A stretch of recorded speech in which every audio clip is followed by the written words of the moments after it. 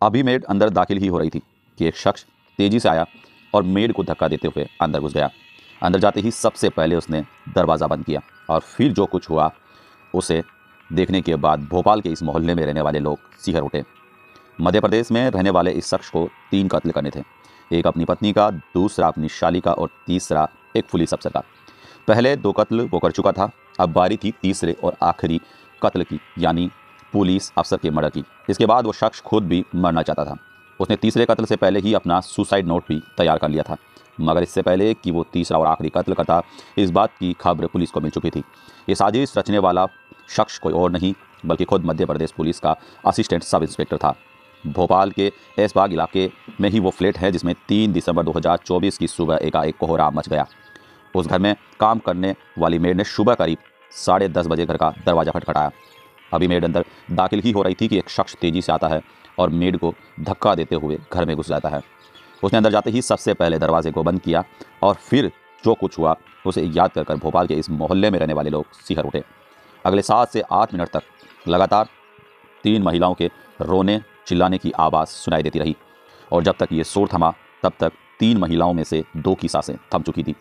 महज 10 मिनट में घर में घुस आए कातिल ने चाकू से ताबड़तोड़ वार कर 35 साल की विनीता मरावी और 30 साल की उसकी बहन मेघा की जान ले ली। इस दौरान घर से बाहर निकलकर मेड ने शोर मचाया, पड़ोसियों को आवाज़ दी, रिश्तेदारों को कॉल किया और 100 नंबर पर कॉल कर पुलिस को भी जानकारी दी। लेकिन जब तक लोग एक्शन में आते तब तक कातिल वहाँ से फरार हो चुका था। आखिरकार कौन था ये शख्स और उसकी इन 2 बहनों से ऐसी क्या दुश्मनी थी, क्योंकि उसने पूरी प्लानिंग से इस टारगेट किलिंग को अंजाम दिया था। तो जब तफ्तीश आगे बढ़ी तो जो कहानी सामने आई उसे खुद पुलिस वालों को भी हैरान कर दिया। वजह ये कि कातिल कोई और नहीं बल्कि खुद मध्य प्रदेश पुलिस का एएसआई यानी असिस्टेंट सब इंस्पेक्टर था, एएसआई योगेश मरावी। और योगेश ने जिन 2 बहनों की जान ली उनमें से एक उसकी बीवी विनीता मरावी जबकि दूसरी उसकी शाली मेघा थी। मौका वारदात पर पहुंची पुलिस ने घर में पड़ी लाशों को बरामद करने और सीन क्राइम का मुआयना करने के साथ साथ कातिल की तलाश और उसकी पहचान के लिए आसपास के सीसीटीवी कैमरों की फुटेज खंगालने की शुरुआत की। और तब उसे कैमरे में अपने ही एक एएसआई योगेश मरावी की वो तस्वीरें नजर आई जिसमें वो पैदल ही अपनी बीवी के घर की यानी मौका वारदात की तरफ बढ़ता नजर आ रहा था। उसके हाथ में एक बैग था और बैग में चाकू। राजधानी में सुबह सुबह डबल मर्डर को अंजाम देकर पूरे प्रदेश को दहला देने वाले योगेश की पोस्टिंग इन दिनों मंडला जिले में थी। ऐसे में भोपाल पुलिस ने उसे अपने तौर पर ढूंढने के साथ साथ मंडला की पुलिस भी इस खबर दी और 7 घंटे गुजरते गुजरते योगेश को गिरफ्तार कर लिया गया। योगेश को पुलिस ने भोपाल से करीब 400 किलोमीटर दूर पिंडरई की एक पुलिस चौकी के पास से धर दबोचा जब वो एक टैक्सी में सवार होकर भागने की कोशिश कर रहा था। योगेश ने अपनी पत्नी विनीता पर चाकू से करीब 7 बार जबकि अपनी साली मेघा पर 14 बार वार किए थे।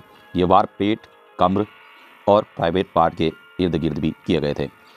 कानून के एक मुहाफिज के रातों रात कातिल बन जाने की वजह के बारे में आपको बताएंगे, लेकिन पहले आप ये जान लीजिए कि एएसआई योगेश ने इस डबल मर्डर के लिए क्या और कैसी प्लानिंग की थी।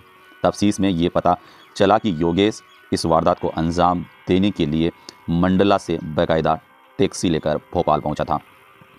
बीच रास्ते में उसने एक ढाबे पर रुककर एक सुसाइड नोट भी लिखा जिससे ये पता चलता है कि दोहरे कत्ल की वारदात को अंजाम देने के बाद उसका इरादा खुदकुशी करने का था, लेकिन ऐसा करने से पहले ही पुलिस ने उसे गिरफ्तार कर लिया। सुसाइड नोट से साफ है कि योगेश को अपनी बीवी के साथ साथ अपनी साली मेघा से भी शिकायत थी और उससे सख्त नाराज़गी थी। शायद यही वजह है कि उसने अपनी बीवी से ज़्यादा चाकू अपनी साली को मारा और उससे ज़्यादा बेरहमी से हत्या की गई। नोट में योगेश ने लिखा, मैं विनीता के साथ खुशी से रहना चाहता था पर उस पर अलग होने का भूत सवार है। 17 साल की शादी में हम 8 रोज़ भी साथ नहीं रह सके। वो मेघा के बेखावे में है और उसकी बातों में आकर ही वो सब कुछ गलत करती जा रही हैं, इसलिए मैं दोनों बहनों की हत्या करने जा रहा हूँ।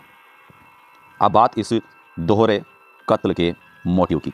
पुलिस की माने तो योगेश और विनीता का शादी 8 साल पहले ही हुई थी और 3 साल से पति पत्नी में मनमुटाव चल रहा था। असल में योगेश को शक था कि उसकी बीवी विनीता का एक दूसरे पुलिस ऑफिसर से अफेयर है। एक एएसआई जिसकी पोस्टिंग ग्वालियर में है। गिरफ्त में आने के बाद योगेश ने पुलिस को बताया कि वो इन दोनों बहनों की हत्या करने के बाद पहले ग्वालियर में उस एएसआई का कत्ल करता और फिर अपनी जान दे देता। उसने बताया कि उसने 2 कत्ल के बाद तीसरे कत्ल को अंजाम देने का पूरा रोड मैप तैयार कर लिया था, लेकिन इससे पहले ही पुलिस ने उसे गिरफ्तार कर लिया। विनीता की बहन मेघा मध्य प्रदेश खादी तथा ग्राम उद्योग बोर्ड में लेखा अधिकारी के पद पर काम करती थी। चूँकि वो अपनी बहन को सपोर्ट करती थी, योगेश को लगता था कि मेघा विनीता को भड़का रही हैं। इस बात पर दोनों जीजा साली के बीच कई बार पहले भी विवाद हुआ था और मेघा ने इसके लिए बाकायदा पुलिस से शिकायत भी की थी। 3 दिसंबर को जिस रोज़ योगेश ने इस वारदात को अंजाम दिया था, उस रोज़ दोपहर को दोनों के बीच होने वाले डिवोर्स के पेपर तैयार किए जाने थे, लेकिन इससे पहले कि ऐसा हो पाता, योगेश ने अपनी पत्नी और साली की जान ले ली। विनीता के साथ योगेश का पिछले 3 सालों से विवाद चल रहा था और इस बीच कई बार सुलह सफाई कोशिश भी की गई, लेकिन सारी कोशिशें बेकार हो गई, जिससे गुस्सा कर आखिर योगेश ने इसे डबल मर्डर को अंजाम दे दिया। वाकई दोस्तों, जिस प्रकार से इस घटना को अंजाम दिया गया, वाकई ये घटना अपने आप में हैरान और परेशान कर देने वाली है। फिलहाल अभी पुलिस ने योगेश को गिरफ्तार कर लिया है, पूछताछ जारी है। आगे चलकर इस मामले में क्या होता है क्या नहीं होता है, ये तो भविष्य के गर्भ में छिपा हुआ है। लेकिन इस घटना के बारे में आपका क्या कहना है, आप कमेंट बॉक्स में ज़रूर बताएं। साथ ही इस तरह की सच्ची घटनाएं अगर आप सुनना पसंद करते हैं तो वीडियो को लाइक और चैनल को सब्सक्राइब जरूर कीजिएगा। मिलते हैं फिर एक और सच्ची घटना के साथ, तब तक के लिए दोस्तों जय हिंद जय भारत।